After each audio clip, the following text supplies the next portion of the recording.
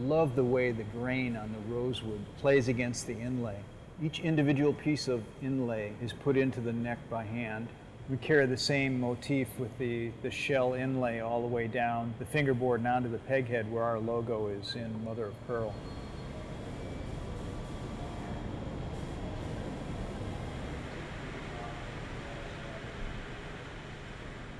Those are all the guitars waiting to be worked on. They haven't had the slot cut for the peg head binding yet. What Dave's doing here goes back hundreds of years. This is Italian Ivaroid. It's a cellulose material. Rather than using an injection molded piece or an extruded plastic, we buy the sheets of the material from Italy and cut it into strips. Using an 800-degree heat gun, the material is softened so that it can be placed directly onto the contour of the guitar for a clean and precise fit.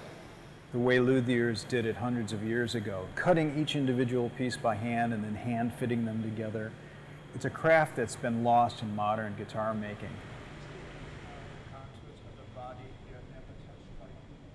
After we let the neck settle for over 2 weeks, then we machine the perfect playing surface onto the rosewood fingerboard. Here you can see that one side of the fingerboard is slightly thicker than the other.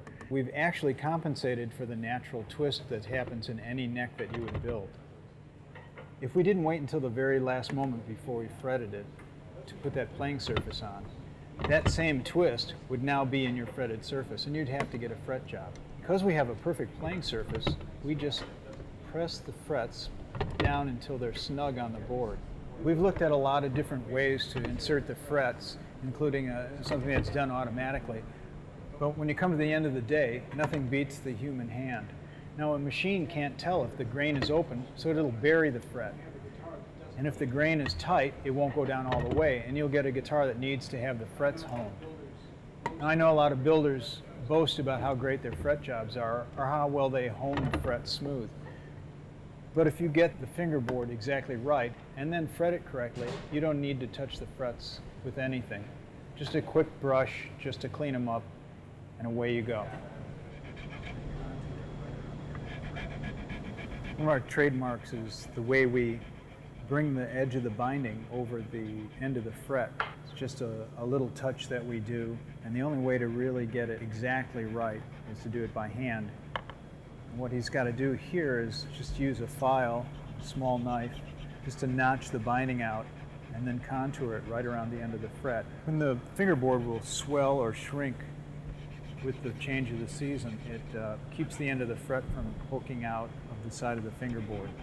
He's filing the Ivaroid binding down flush with the fingerboard, and you don't want to leave a lip because the guitarist will feel that. And you don't want to drop it down below because it'll look untidy. This is all about the feel of the guitar. Although the binding is decorative and the way that it goes over the ends of the frets really is a pretty thing to look at, it's also to protect the player from the edge of the frets, and it's also, we have to make sure that it's very smooth when you move your hand up and down the neck and you don't feel any irregularities. So he's really got to get this exactly right. In 1980, we started going to what we call a stressed neck system. It's a system of aligning counterbalanced pieces of wood. We'll have a neutral piece that runs through the center of the neck, and the two side pieces are mirror images of each other with opposing grain. So any tendency of one piece of wood to want to twist in one direction is counterbalanced or counteracted by the other one that wants to twist in the opposite direction. Since we've employed this technique, there have been virtually no returns of our guitars for twisted necks. You can look at one of our guitars hanging on a rack and actually see how straight the grain in the neck is.